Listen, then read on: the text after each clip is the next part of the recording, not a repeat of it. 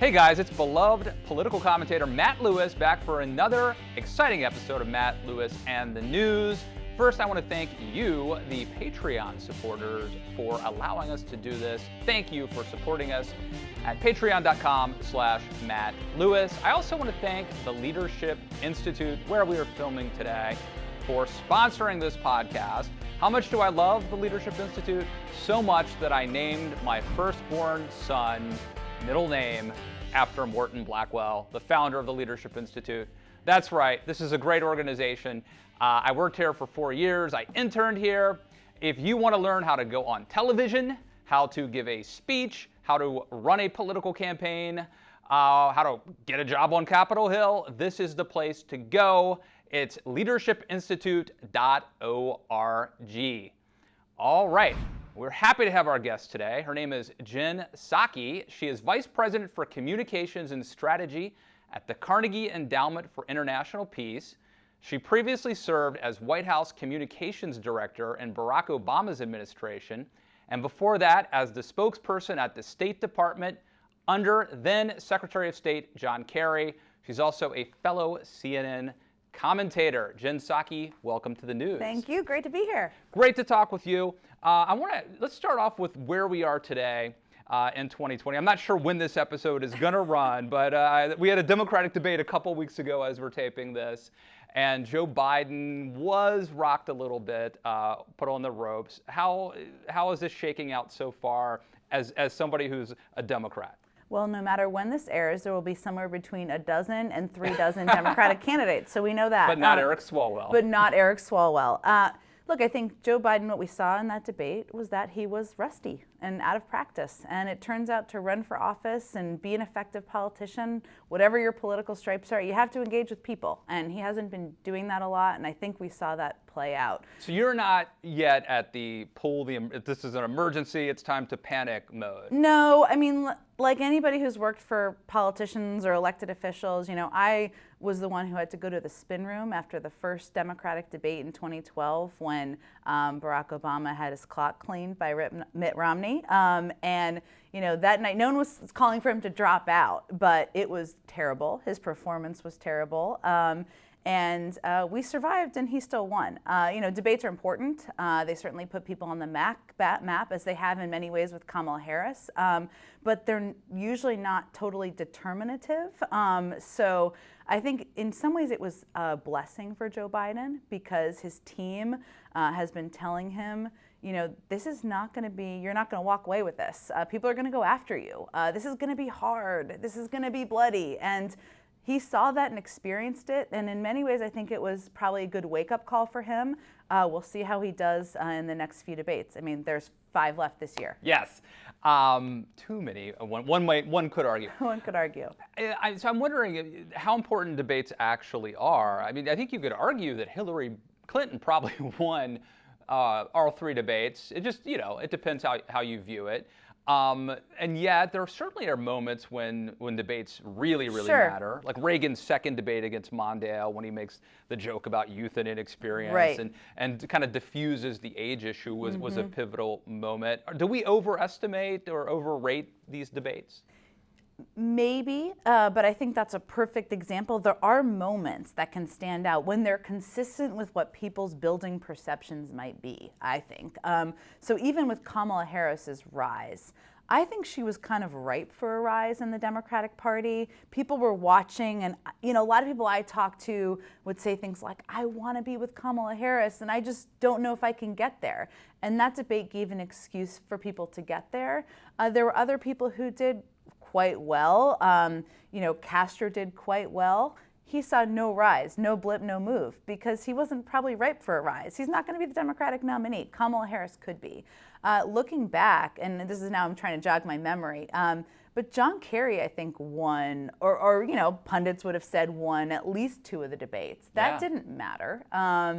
And so sometimes it matters, sometimes it doesn't. What you and I know, and I think many listeners probably know, is it's really hard to have a breakthrough moment in debate. I mean, Kamala Harris practiced that as her team put out, which I thought was weird that they did that. But But, sometimes it seems canned and it seems over-practiced, like Eric Swalwell's Pass the Torch, or even some of what Kirsten Gillibrand was trying to do.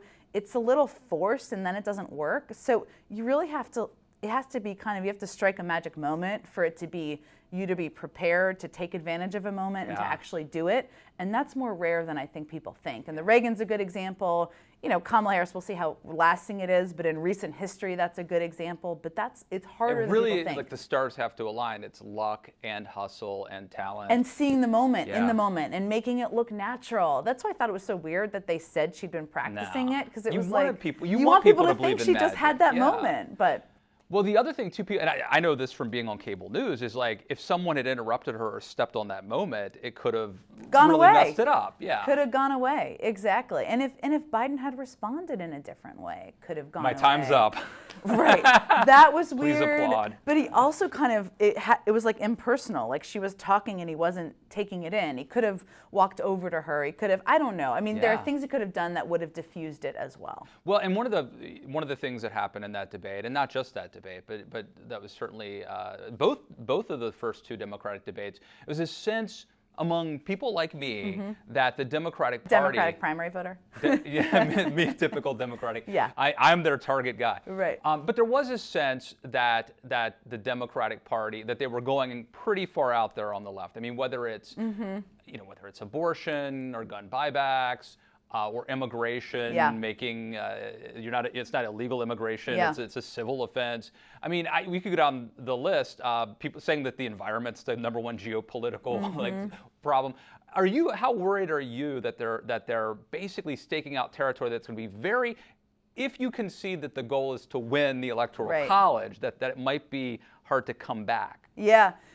I think we were seeing moments of that, and then when Biden so pre-debate, sorry, I'm dialing back a few months pre-debate, and then when Biden got in, it started to moderate a little bit or kind of even out a little bit. Yeah, there were moments like everybody raising their hand about decriminalizing people passing the border, going over the border. I mean, that's not going to fly well in most of the country, to state the obvious. It's also not going to solve the problem. So, I mean, it's both. The raising the hand thing is always tricky. I hate that. I don't like that. I was happy to see CNN's not going to do that, and hope others don't do it. The Medicare for All debate is kind of the most interesting to me of these examples, because there was this perception, because of Bernie Sanders' power several months ago, that everybody was going to follow the ball and be for Medicare for All. And some of them started to do that. You saw Gillibrand do it. You saw Kamala Harris do it, come back and do it again, or whatever's happening there. But a lot of them gave themselves kind of exit paths. Right. By saying, I'm for Medicare for America, I'm for Medicare for people. I mean, all their different things. And a lot of them, even Elizabeth Warren, is co-sponsor of many, many, many different paths. So what I'm going to be interested to see is how the candidates who are looking at the polls now and thinking, oh, wow, I could be the nominee, how they sort of back out of or give themselves exits. Even if they do that later and try to nuance it or whatever, or clean it up, there's video, and Donald Trump is going to be able to say, they're going to take away you like your insurance, they're going to change it again. We just changed it 10 years ago. Now they're going to change it again. They don't even like Obamacare anymore. But he's going to be able to riff on that, and there's going to be an element of truth to it, and he's going to be able to have a video that he could show where they raise their hand. That's true. But you know what the Democrats will do? I mean, the Democrats are happy as clams across the board that Donald Trump is going to position the Affordable Care Act as something that the Supreme Court could be ruling on a couple of months before the election.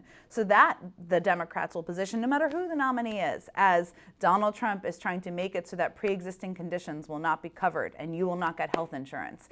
So yeah, there's messy video on all sides, and there's no doubt with either primary, and this is the benefit of being the incumbent, is you're not really dealing with this, but the Democratic Party always moves to the left and then it often comes back. We'll see what happens right now. There's no doubt the party has become more progressive on some issues, not on all of the issues that people on Twitter will tell you they have, but it's still going to be who the nominee is versus Trump's policies. So I think that's where I feel like I'm not losing sleep at night quite yet. Has anybody or anything surprised you so far in this early presidential campaign? Sure, of course. I'm actually surprised, and I have a lot of affection for Joe Biden, but I'm surprised he's held on to as much support as he's held on to, given how he's performed to date. That means there's a solid core of support that is with him and wants to give him a chance. I'm surprised that Gillibrand hasn't caught any fire at all, even though she's probably the person who's done the most on women's issues, given how prevalent that issue is. I'm surprised Cory Booker hasn't caught more attention in the Democratic primary. He's another person who had a pretty solid debate performance and has seen really no bump. We'll see. There could still be a second look at Cory Booker. I don't know how much longer Kirsten Gillibrand will be able to afford to be in the race. I was less surprised by Pete Buttigieg's rise than most people because I have long been a Pete Buttigieg Seems like fan. A lot of the Obama people were aware of his and thought that he was sort of a talented young and up-and-comer. I mean, I think he's probably still surprised by how far that's risen, but I'm not surprised by his appeal. So there's certainly dynamics that have surprised me. I'm not surprised by Warren. I think people forget, even though Warren had that terrible entry into the race with kind of the bungling of how she was handling the Native American history issue, to just put it very diplomatically, she was one of the best fundraisers in the Democratic Party through grassroots fundraising for years. She was the person people wanted to campaign for them for years. So she's a very good communicator, has been for years. So none of that surprises me that she sort of survived and come back. Now, you mentioned earlier Kamala Harris's team putting out that they had worked with her, that she had rehearsed that moment. There have been a couple times in this campaign where Joe Biden's team have leaked that they pushed him to walk away from the Hyde Amendment, or they haven't maybe defended him as vigorously as you might normally do after a bad debate. Do you have any thoughts, as someone who has been a staffer, is this political malpractice? Is this maybe this is a natural result of the world in which we live in with celebrity consultants and everybody being an individual and everybody being on Twitter? But what's up with staffers these days? So often I think people do that because they want to make themselves look relevant, and with reporters and media. I have sort of an off-color analogy I use, so I'm not sure it's appropriate. Okay, So my analogy for this is sometimes when it's like the slutty girl in high school who thinks if she sleeps with the guy, he'll respect her more, but really he just thinks she's slutty. And so, if you're a reporter and somebody leaks all the time, it's not like you necessarily think they're more in the know. You just think they're a leaker and you're going to get information from them. So I think that sometimes happens, especially around prominent races. As a journalist, we do not respect them in the morning after they leak bad things about their boss. You may go back to them, but you don't assume that somebody is whispering in Joe Biden's ear or Kamala Harris's ear just because they're leaking to you, right? So the dynamics of that, I don't know who leaked all these things about the different candidates. I think both of those things are true as far as I know, that they did prepare for it and that Biden's staff were telling him he should apologize and he should reverse his position on the Hyde Amendment. So I guess they have the benefit of being true. But, it's always tricky to know, even as somebody in the Democratic circle, kind of who actually is in the circle and who's not in the circle. And I think, especially when there are front runners, there are people who pretend they're in the circle, and it's because they're on every 8th conference call, and it doesn't mean that they're actually the person having the conversation. Right. I don't know sitting here, I don't know how to tell you who was in what circle in those cases, but that's always, read things with a grain of salt. And sometimes the people who want you to know they're in the circle aren't, Correct, the people who are quiet are. You were part of the no drama Obama thing, right? And so, as I recall, it seems like Obama didn't have a problem with people leaking, and I don't know if that's because of David Axelrod, or is it because of Obama, or just like people revered and respected him, or that they hired a certain type of person? Do you have any insight into that? That's a good question. We certainly had leaks. I mean, we had leaks, policy leaks, leaks about, things we were considering. Only when Joe Biden went on TV. Well, But those to me, even as the press staffer, because the people who never leak are the press staffers, because it's the biggest pain to them, because then they have to clean it up or deal with it. We're not really damaging leaks, because if we were considering a certain policy and it was out earlier, okay, good for you, reporter, for figuring that out. That's how I always felt. We didn't really have a Game of Thrones type of staff situation, rarely, if ever, and I was in there on and off for 10 years.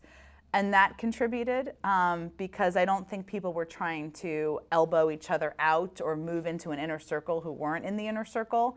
And oftentimes I think that's the motivation, trying to appear as if you are close to the president or close to the candidate when you're not. It was very clear who was in Obama's inner circle at various times.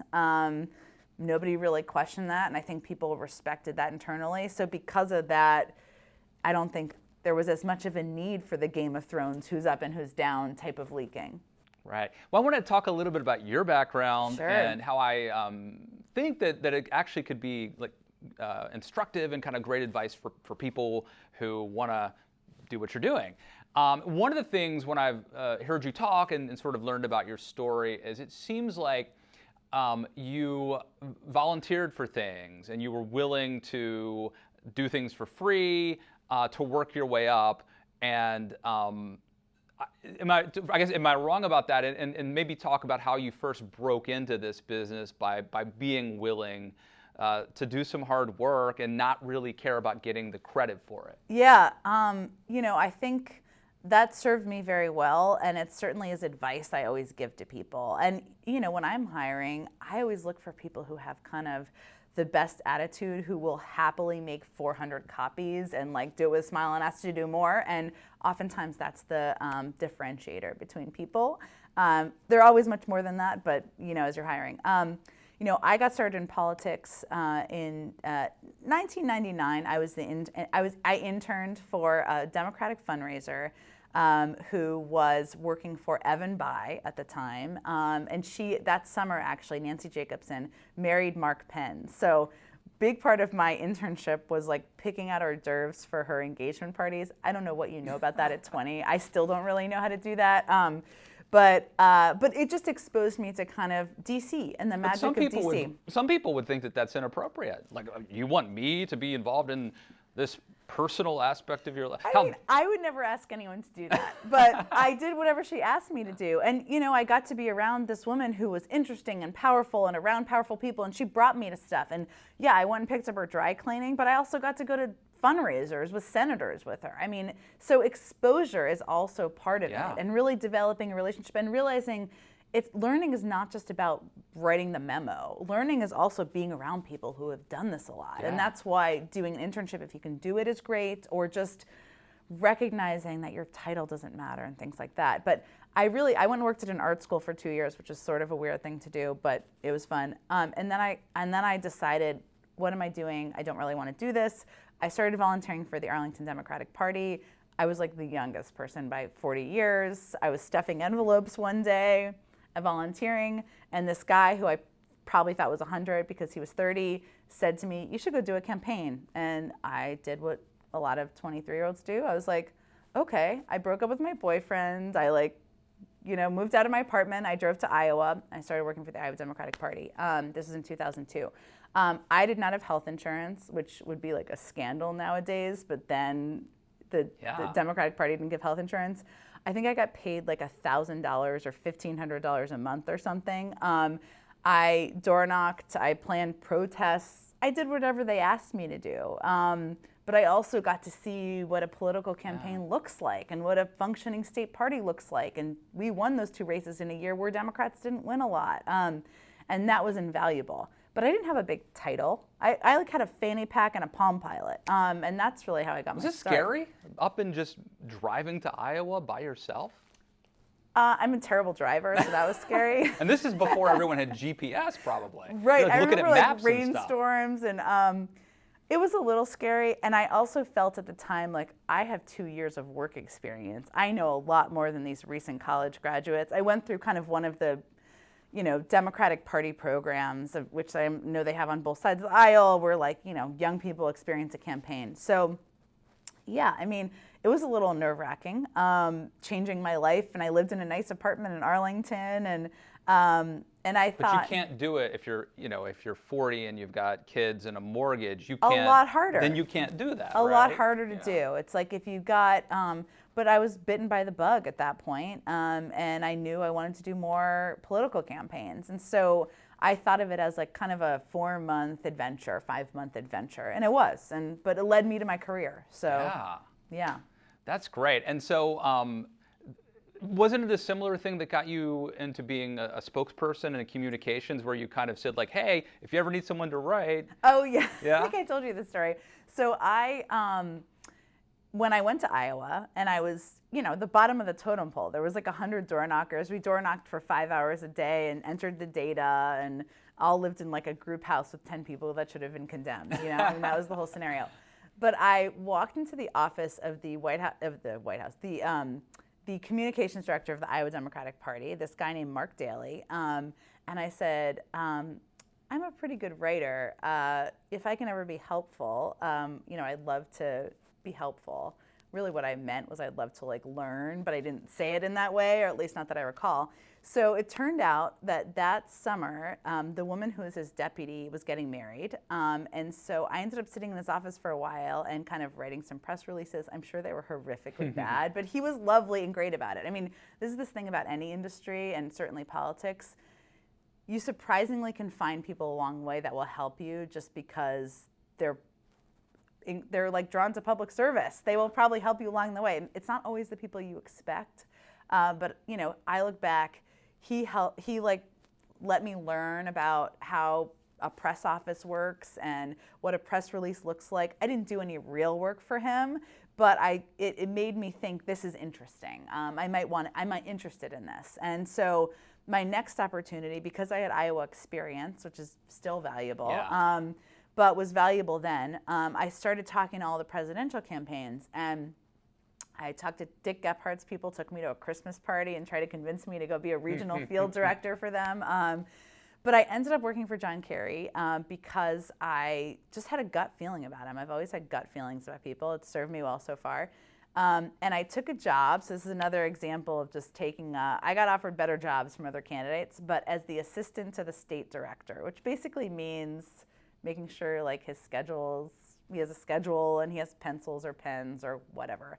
This great guy by the name of John Norris, who recently ran for governor and had worked for Vilsack when he was Secretary of Agriculture for a long time. Anyway, this is 03, 04? This is 2003, okay. Exactly. Moved there. I was one of the first 5 or 6 staffers.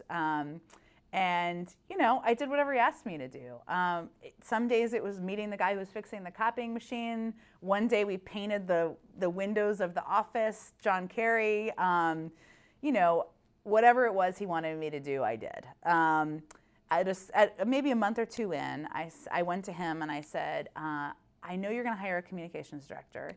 And I would love to have the opportunity to work for that person. And he's another person who gave me a shot and gave me a chance based on what? I don't know. I didn't really deserve it in terms of my skill set, but I had worked hard and done everything, I think, with a good attitude, and he gave me a shot. And I then got to work for this wonderful woman, Laura Capps, who became the communications director and was awesome, and I learned a ton from. And that's how I really got started in press and communications and being a spokesperson. I rode around on the bus with John Kerry for a month at the end of that campaign.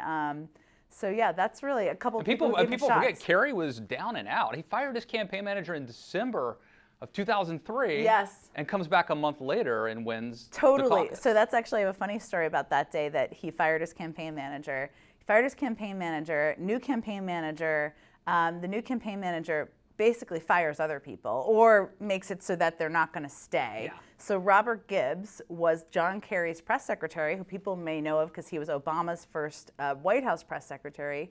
And Jon Favreau, who then became the speechwriter, now has the host of another podcast, he was like a press assistant on the campaign. Basically, Robert Gibbs told Jon Favreau, I'm going to lunch, just take any messages, and he never came back. And basically the entire communications and press staff all left. Wow. We had no contacts in the DC office. It was John Favreau, who at the time was like a 22-year-old press assistant who was great and super helpful, but was kind of looking around thinking everybody's leaving. Wow, it's amazing. But it also goes to show you about like being nice to people and the people you meet kind of on your way up. You never know. It's a small town. Yeah. And also people thought John Kerry should drop out in November and he became the nominee. So there's lots of lessons in that story. A lot of lessons. So now hearing this story, it sounds like you had a lot of male and female mentors. Yeah. What was it like as a young lady, as a woman being in politics? Is there any, if you had a young lady's listening to this, any unique advice, or is it just the same if you're a political staffer, it doesn't matter? Well, I hope this changes, but my experience has been that most of my mentors have been men, in part because more men were in power positions that I worked for who were influential, and there weren't as many women who I was working for, 10 years, 15 years ago, almost 20 years ago. That's changing, I think, a bit in politics, probably not enough. I mean, the consulting class in Democratic politics is still mostly men. But most of my mentors have been men for a couple of reasons. One, I found some great ones along the way. I worked for a guy named Bill Burton, who's become recently controversial because he was working for Howard Schultz. But I worked for him at like 5 jobs, and then we were colleagues at the White House. Who was he the deputy press secretary under Gibbs? Yes, I was a deputy as well, but I had worked for him at the DCCC, and I'd worked with him on the campaign and on the Kerry campaign. And he was somebody who had a gentle way of making me better. I mean, he always, in the morning, he'd wake up and he'd say, hey, you'd get an email from him, hey, buddy, next time you're quoted, maybe say it like this. It was always gentle, but, pushing you in the right direction. Robert Gibbs was an amazing mentor to me. He's somebody who, when I was working for him at the White House, he had a close relationship with Obama, but there was also a gender thing there where he just was ballsy and would just like walk into the Oval Office. Most women, even then at his level, would not do that. And he would say, just come with me to this meeting. I'm not manifested for it. Who cares? You're coming with me and you're going to the meeting. And he taught me a lot, opened a lot of doors for me. So I was fortunate in that way. I've also had a lot of women who were frankly pretty shitty to me and argued for other people to get jobs, elbowed me hard, weren't particularly supportive of my rise along the way. So that's unfortunate. I hope that's changing. That's been my experience. But as a result, I think my advice is don't prejudge who your mentor and what they need to look like and who they are. I've also had women who've been amazing to me too. I mean, Linda Douglas, who's a woman she was at ABC for 30 years. So anybody who's in California knows of her because she was on TV forever. She was, when I was working for President Obama and I was traveling on the plane with him with the press in 2008, I mean, I was 27 at the time, right? All of a sudden, he's the nominee, and we have 1 million reporters, including some very ones who have been around longer than I have been, driving. She came on, and at first, I didn't know what to think of her, but she became this great mentor, but also role model and somebody who helped me look at life more broadly than what my next career step is. And those people are invaluable too. So, and Laura Capps I mentioned. So I've had mentors that are men and women, but I have experienced more positive mentorship from men, which I hope that's changing. And I hope I'm a good mentor, but it's always, the perceptions can be different. Yeah. Do you think the women saw competition? Is that what it is? Like there's only room enough for a few of us, so. Yeah, maybe. It's sometimes it's hard to know, or assume that they don't want other women to rise. Maybe it's not even conscious. Like I had when I interviewed to be the White House press secretary a couple times, but the second time I did, and I didn't get the job, obviously, either time. Twice runner-up. I don't know what that means. 2 silver medals.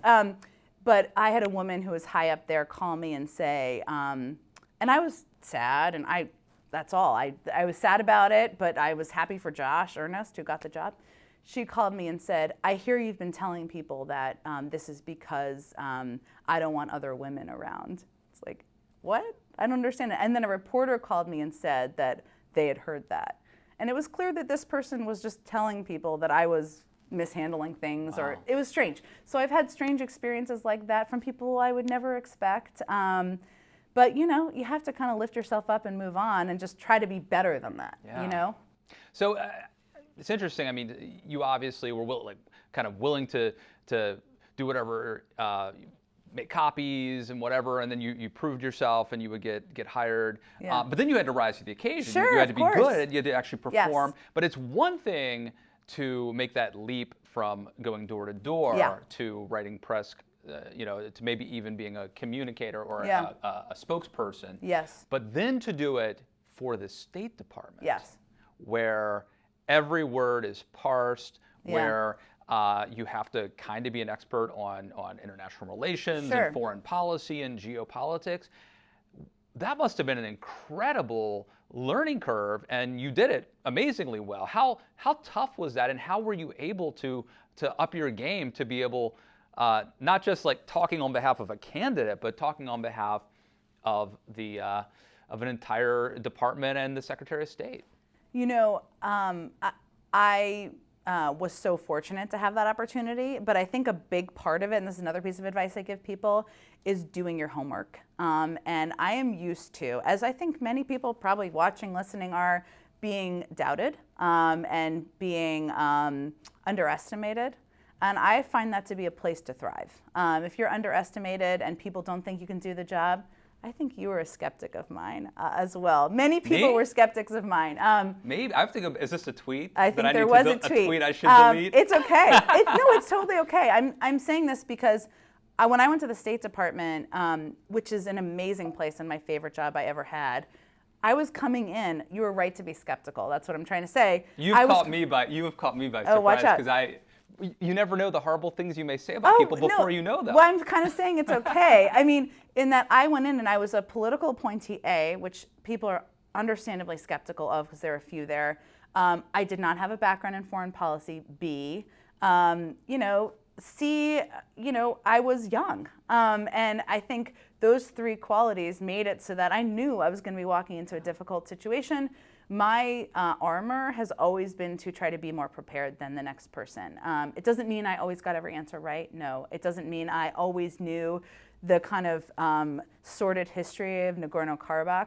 I did not. I had to learn things like that. I'm still trying to master the nuclear triad. Right. So, I had to learn, I had to read, I had to study, and I made it my job to do that. I mean, I slept with some Syria books. I don't know if I thought by osmosis. I read about 2 years of briefings of my predecessor. But my armor has always been to do the homework and to be as prepared as you can possibly be, and to ask a lot of questions. Did you always have the aptitude to cram study for tests and learn things quickly? You must have. Yeah, I wouldn't say that I was usually a write the paper the night before person always in college. So that's, and yet A's. Maybe that served me. I don't know that I always got A's in college. I like to think that I think Barack Obama and John Kerry were probably solid B students. I was probably a solid B student. I was a late bloomer. Now, if I went back to college, I'd really do well, I think. But I think people watching this or listening to this can tell you're like a very friendly, nice, affable person. David Axelrod, I've never worked for him. Maybe he's a jerk to work for, but he's super. He's a total asshole. I'm just kidding. He is one of the people who shows you that you can be nice and a good human and also incredibly smart. That's the thing. Yeah, that's the thing I was getting at is, don't you think sometimes people mistake or confuse kindness and niceness for incompetence? They don't realize that you can do this. I think the worst thing people say to me is, "Oh, you're such a nice person." It's like, anyone who's nice is more than that, But I think treating people with respect is something I was raised to do. And, no matter what I've ever experienced or been able to do in my life, if I was a total jerk, my mother would call me and yell at me about it, right? She doesn't care that I got to be the White House communications director. She cares if I'm treating people nicely and with respect, including people I disagree with, or who may be rude to me, or who may say disrespectful things to me. So, but I think there often is a perception, often with women, I will say, that if you are or try to be a nice person, there are plenty of people who do not like me out there. I know, it's fine. But if you try to be a nice person, that you are not more than that, that you aren't strategic, that you aren't whip smart, that you aren't, many other qualities and characteristics. And, I think sometimes that hurts women. I mentioned kind of the male-dominated political consulting class.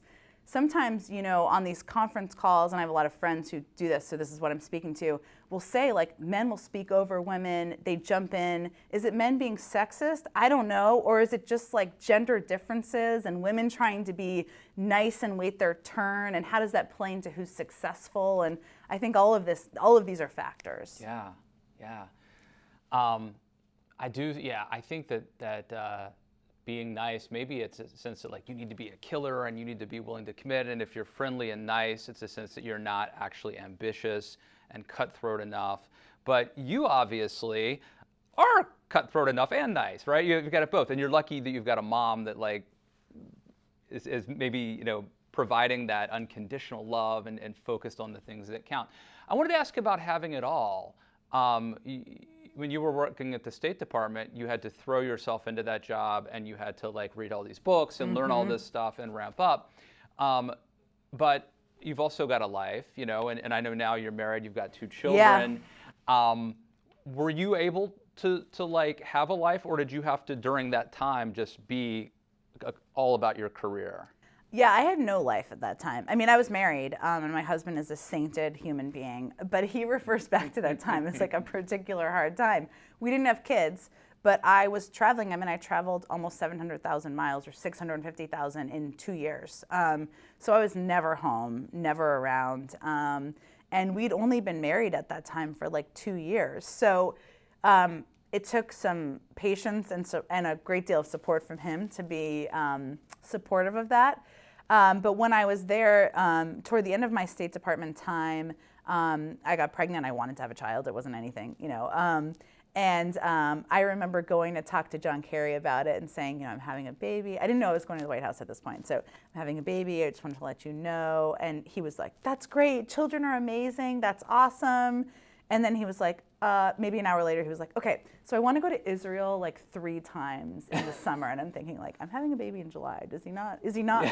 But in some ways it was like progress, because he was like, that's great. You have a baby, whatever. Right. Like, I need you to help me do this. But in others, it was like emblematic of how, government, companies, most have not fully transitioned to having women in high power positions or powerful positions who have children. It's not all from malintent. Sometimes it's just not knowing what it means and what's required and what it takes. So I ended up going back to the White House. Well, I was at the State Department. I was thinking about transitioning into a role where I traveled less. I could still breathe. I mean, I breathed until I went back to the White House. I was very pregnant. The Russians had a theory. There was like conspiracy theories about my baby. The Russians don't like you. Right. I don't know. You've been the focus of a lot of Russian media. Yes. I don't know if I still am, but I was for a period of time, because I was quite outspoken on Ukraine because I worked for the United States government. So there was a lot of conspiracy theories at the time about me having a baby, and I also broke some bones in my foot at one time. There were all sorts of things about me going back to the White House and what it meant. But when I got the call from Dennis McDonough, who was the White House chief of staff, about coming to the White House, it was also kind of this informative moment for me, because I said in this 5 seconds between him saying, I need you to come back and come to the White House and be the communications director, which is obviously an amazing job. And I thought to myself, he doesn't know I'm pregnant. I'll tell him I'm pregnant, and then he'll be like, good luck with life. And so I said, oh, I'm so flattered.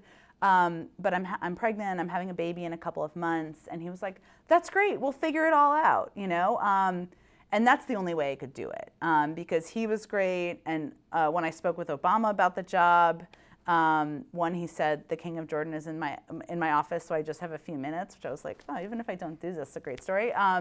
But he also said, we'll figure out the childcare and we'll make it work. And I left at 5:30 every day. So that made it possible. That's awesome. It's not how it works out for everybody. And I got 12 weeks paid maternity leave, which they started that policy then as well. So That worked out for me, but that's not always Yeah. the case for everybody. That's great. Family values. I like it. Yeah, exactly. Check her out on CNN. What do you want to plug? What should people follow you on Twitter? All that good stuff. Follow me on Twitter, of course. I also have a podcast called The yeah. World Unpacked. Is not a partisan podcast, even though we've been talking about politics. It's about foreign policy. It's about making people smart on foreign policy. So if you want to know about facial recognition, what the heck that is, if you want to know what's happening in Venezuela, Iran, North Korea, we have experts on. We explain it from the 101. All right, I need this podcast. I'm going to download it. You're a big podcaster. I'm a big podcaster and podcast fan, and I'm going to check it out. Jen Psaki, thank you for coming on the news. Thank you. Great being here.